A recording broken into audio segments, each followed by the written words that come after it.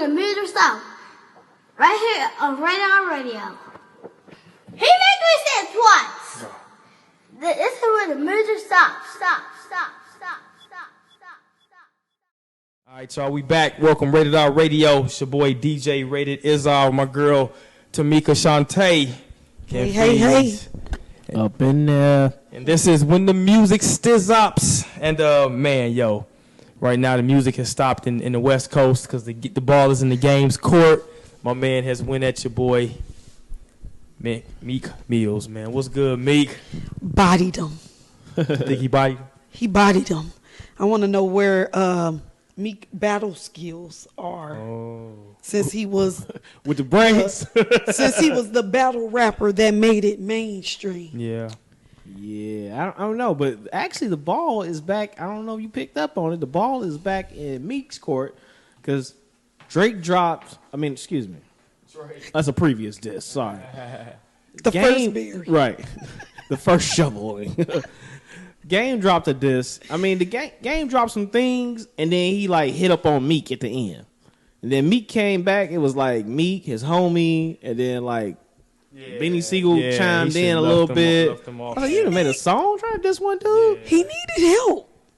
Clearly. But Game dropped another diss. I don't know if it was today or late last night. It was Mickey Mouse diss. 2 days ago. Nah, it wasn't Mickey Mouse. It was I forgot what the name of that joint was.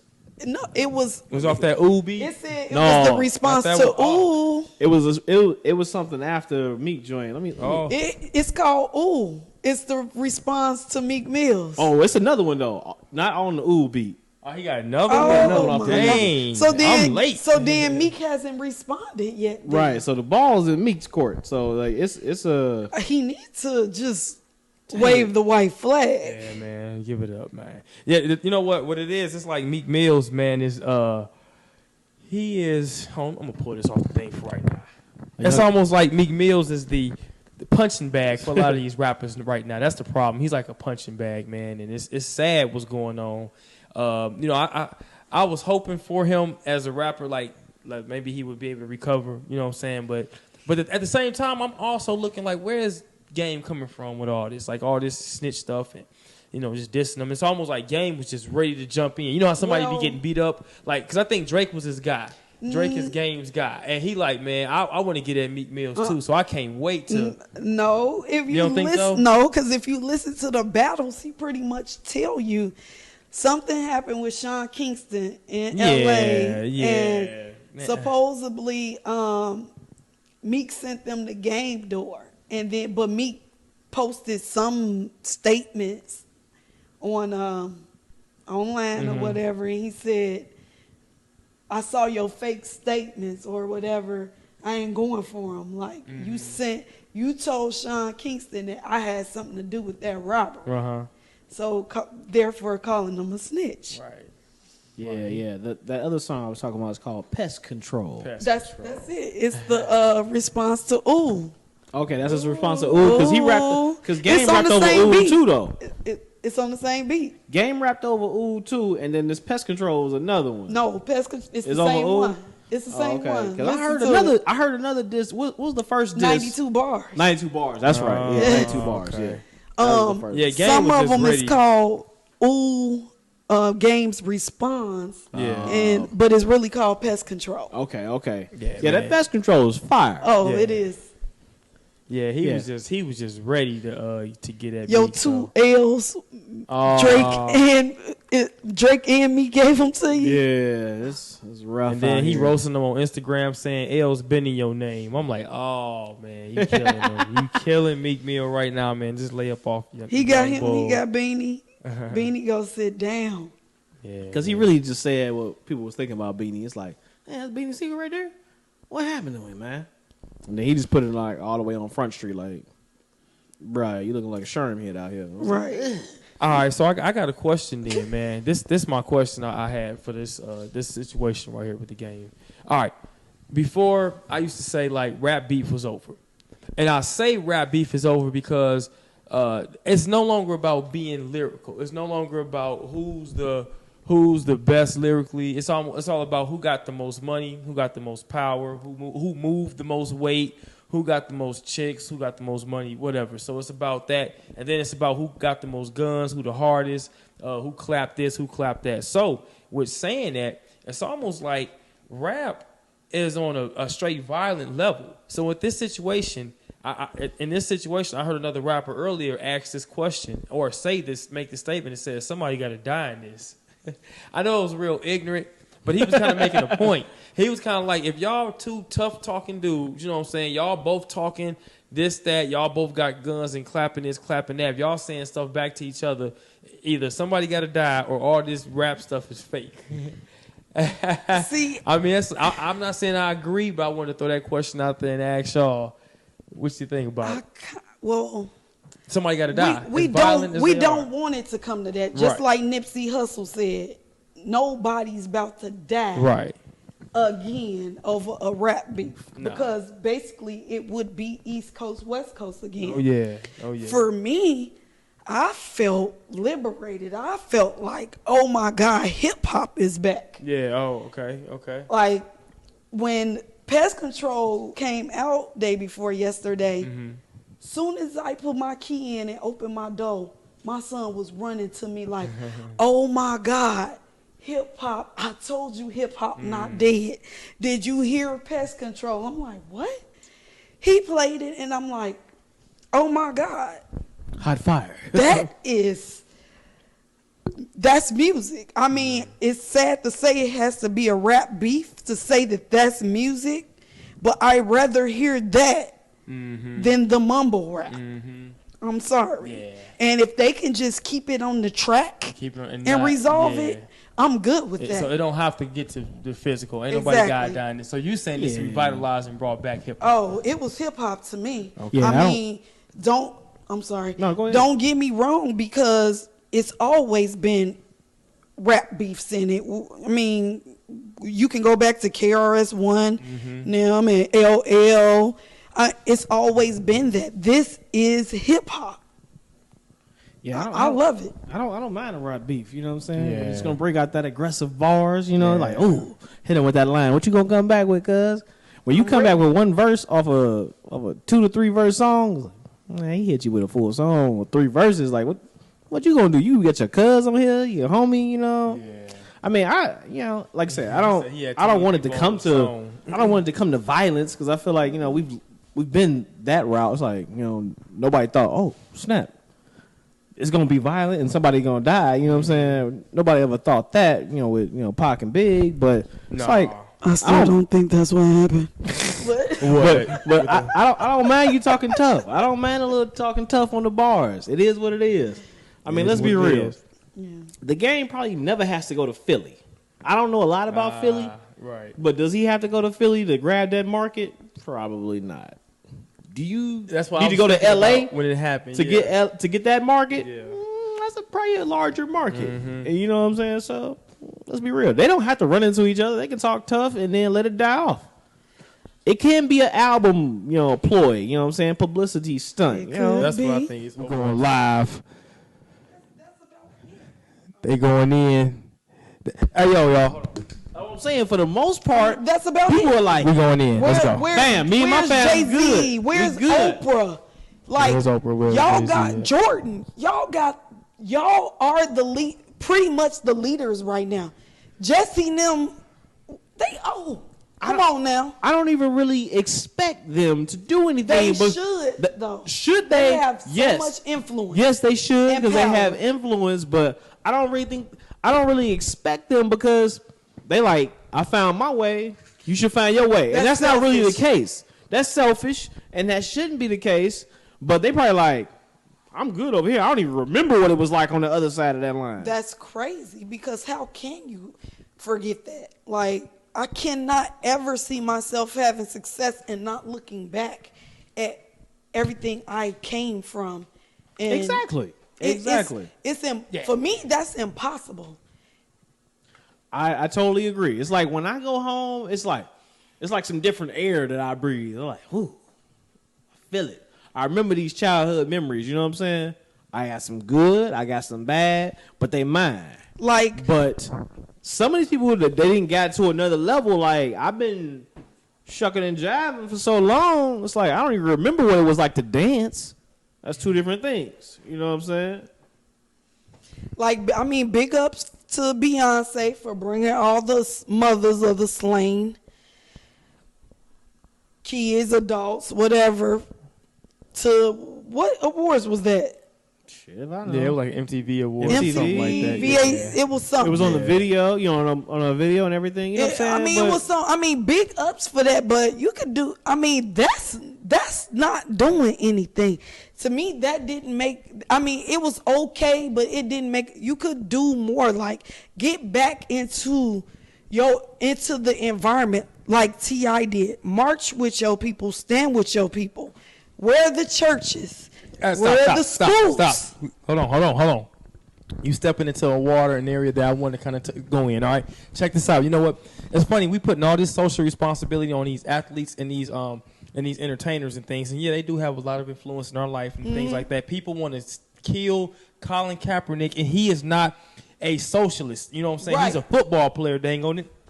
A quarterback, and he's second string on top of that. You know what I'm saying? He just got an opinion about what's going on. First round. I think he got injured first. He got injured. Yeah, I don't want to clown him or nothing like that. But what I'm trying to say is, we put all this responsibility on. We put this responsibility on LeBron. Oh, he didn't speak out for Tamir Rice or blah blah blah. Man, it's these churches, man. It's these community leaders that need to step up in certain areas or whatnot to try to provide opportunities for these young men.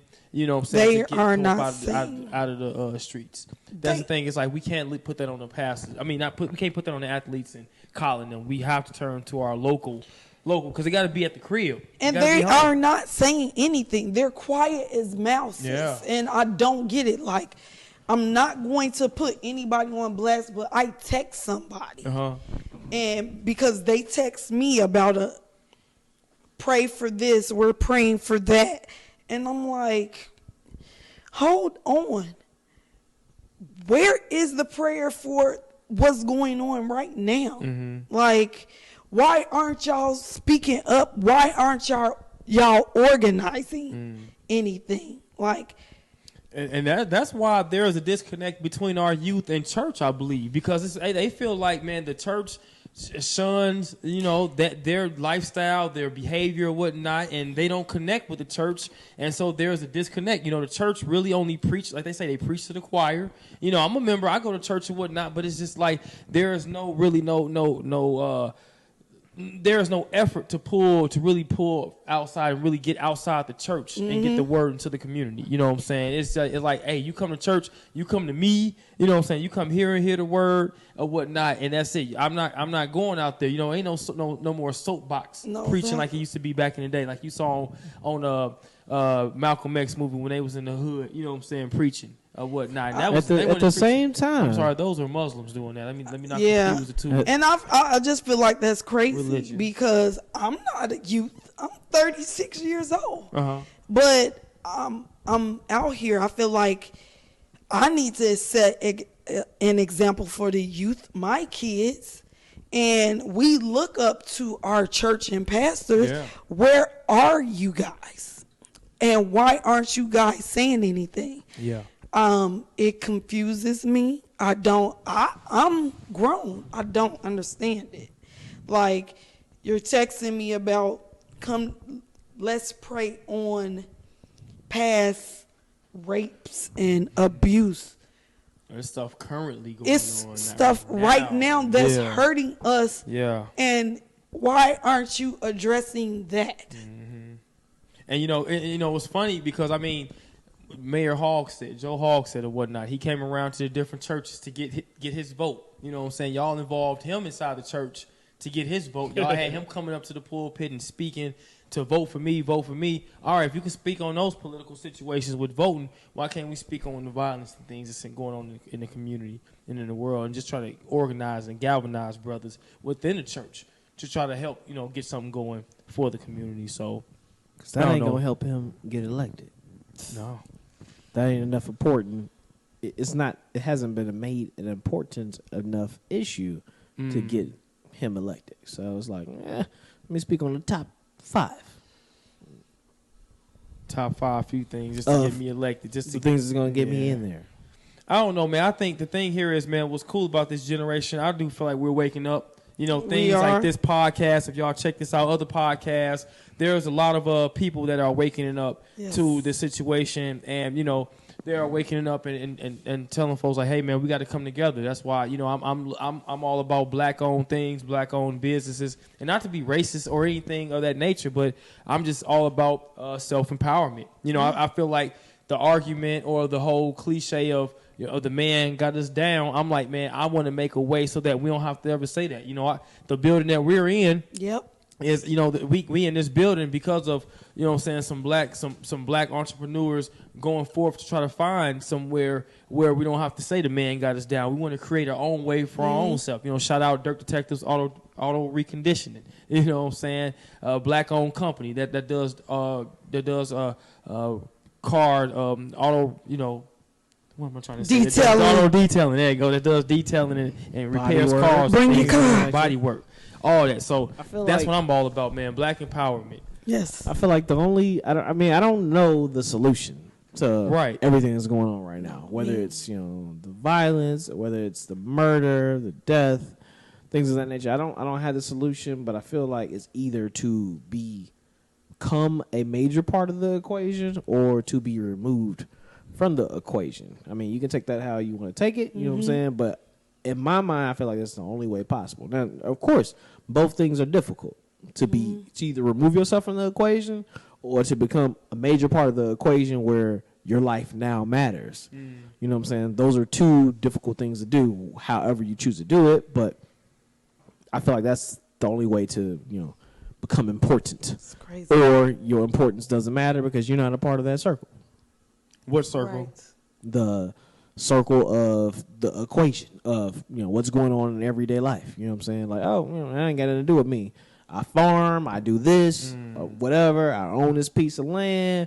I ain't got to go further than 10 steps to get my daily needs and, you know, handle whatever I need to handle. You know what I'm saying? Of course, that's difficult for everybody to do. You know what I'm saying? Because, you know, those skills and information hasn't been passed down as far as current day generation. You know what I'm saying? But I feel like if you're going to do that, then you can be like, you know what? But, I mean, that would also separate you from what's going on today, because if your brothers and sisters is going through X, Y, and Z, but you've already taken the steps to remove yourself from the equation, then you don't feel the need to fight. Like when we talked about with OJ. Like when we talked about with O.J. Simpson, the fact that he just totally removed himself from the equation, which is something I want to hit on as well. Because, all right, this is what I was thinking about too, right? Check this out.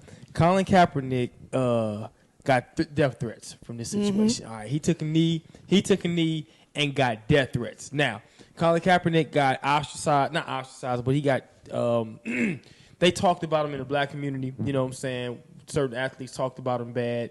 He got talked about in the white community. A lot of people now don't want to watch football no more because of what he's doing, which is crazy. Crazy. But think about this though, bro.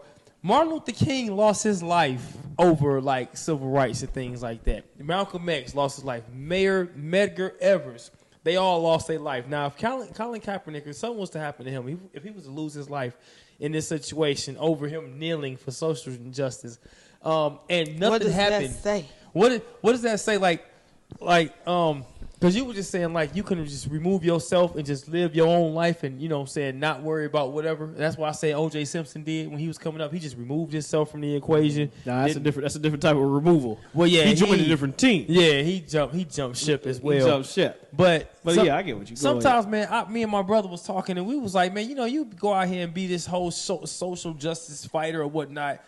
Like Martin Luther King got gunned down, and we still marching saying we shall overcome. So it's almost like, what did Martin Luther King lose his life over? What would Colin Kaepernick have lost his life over if he was to have gotten killed or something like that and died over this situation? You know, it's like, and the stuff still goes on and it goes on. It's like, are we just better off turning the blind eye? Like, hey, man, I'm about to live my life and just worry about what's going on in my circle, because if I go out here marching with picketing and rioting and things like that, I can be the next one shot down if I speak up. Look at the Black Panthers. You know, they tried to take up and do something for the community, and were all targeted. Eventually, you know, set up or some type of way. They're no longer here to this day.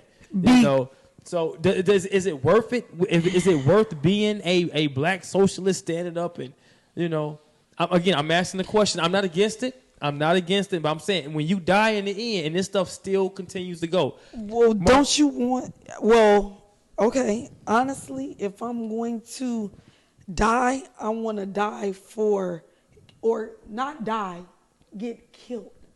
It better be for something. So if he was to get killed, it better be for something. It better be for something. Right. And the thing is that I've noticed in every instance is when this race unites, it's like, oh my God, to everybody. That's why the Black Panthers were taken out. We're feared. That's why Martin, we're powerful. That's why Tupac was taken out. Was taken out. We are Marcus Garvey. I mean, we can go. This goes on. We can go on in Black Wall Street. Yeah. Whenever we come together, we are a force because, I'm sorry, we got that magic. We built this place. When they let us go as slaves and thought we were going to be dependent on them, we showed them we could build a whole community where all the businesses were black owned and the black money stayed where it was. So guess what they did? They came and burnt us down and killed us. It's a fear. So because they need us, we don't need them. Yeah, I think it's a psychological fear too. And them is not whites. Them is government. The ones in power. Yeah, it's not. Them is government. It's no longer. This is not a white thing. Not a white thing too. It's more of a class thing. Yes. It's a higher upper class, lower class. This is not a white thing. Yeah. This is a power. Power. Hey, bring it back to power. This is the government that we're talking about. This is the ones that created all the laws and made it as to where we're supposed to be. They're supposed to be superior. We're supposed to be the subordinates. They fear us. So therefore, they have to make us look like the ignorant people twerking. We don't value each other. We hate each other. So why should they like us? The whole view, everything, the money that I could go on and on. The money that they give the entertainers that sell themselves out to influence us to do whatever. It goes back to us. Preach. We have to mold our youth. If we don't do that, we gone. Yeah. We gone. They exterminating us. Yeah, they take the only thing that's gonna be left of us is a mixed breed. That's it. But anything I got to say on that? If we don't learn unity, and that seems to be a hard thing for us. You hit that right on the head. Unity seems to be a hard thing for us. I mean, kind of like we just talked about off the air. It's like unity is a hard thing for us. I mean, whether it's the Willie Lynch theory or what has ingrained that into us. I can't go into any hood in America where there's majority of black people and my black skin make them want to reach out to me and vice versa. It just don't happen. It's always like, who's that? Nah, it's always the defense first. You ain't from here. Right. It's never a reach out, hand out, let's get to know one each other, let's build, let's connect. So I mean, that might be the first particular part, you know what I'm saying? Because I can't unite, you know what I'm saying? Let's say the unity starts on the East Coast or the West Coast, you know what I'm saying?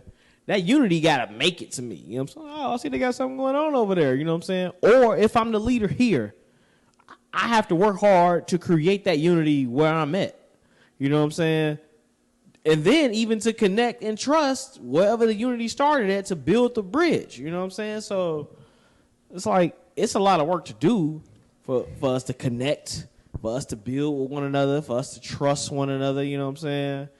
Man, we too compartmentalized though, man. I don't know if that's a word or whatnot, but when I say compartmentalized, it's like the unity. The unity, it's like unity within certain compartments. Like, all right, if the upper class brothers, they stick together, you know what I'm saying? The lower class, the hood brothers, you know what I'm saying, stick together. Or like you said, this hood stick together, this hood stick together. If you're not from my hood, you can get from around here. Mm-hmm. All that, man. We are too separate. So, you know, when you think about unity, it's only within a certain sector of us. And whenever we get outside of that sector, we start to feel threatened. Like you said, I can't go to St. Louis with my black skin and go walk through a neighborhood and feel like my you know what I'm saying, my skin will have me safe around here. You know what I'm saying? That's the welcoming card. Yeah. You know, it's not unfortunately it's not like that with us when it really should be, you know, but it's not like that with us right now. So yeah, man, that's the real talk, man. From work to be done, you know. It's a lot of work. It's a lot of work to be done. It is. And the thing here, I think the more we talk about it, it may spark the brain to have a solution. But again, I don't think we have a solution for all of this. My only thing is just we got to uplift each other. I think that's the only solution through all of this. Is each other uplifting each other steady coming together, supporting, not tearing down. Trying to continue to build and, you know, see each other do good. That's the only way to combat racism, all that. Because, I mean, the racism will only affect us if we don't come together. You know, other than that, if we all come together, we stay tight. You know, I don't feel like I'm affected by white people in my certain day-to-day interactions because I don't interact with them like that. I interact with my people, and I get love from my folks or whatnot. Now, it is certain, you know, other cultures I do interact with when I need to or whatnot. And, you know what I'm saying, it is what it is. But I feel for the most part my growth will never be hindered based on my ethnicity or my skin because I feel like I'm too good of a person. I have too much favor on my life, and I'm too cool with other people in my own culture who are doing big things, you know what I'm saying, to ever fall. So, you know, that's my piece on that, man. That's my piece on that. And, yeah. Yeah, man. Again, I didn't talk about racism so I blew in the face. You know, yeah. But it is what it is, and until... Big subject. You know, sensitive. Only thing I can say combat it is just black empowerment, man. That's it. So, if there's any more else to say, we're going to go ahead and take y'all to a quick commercial break. And we'll be right back right here on Rated R Radio.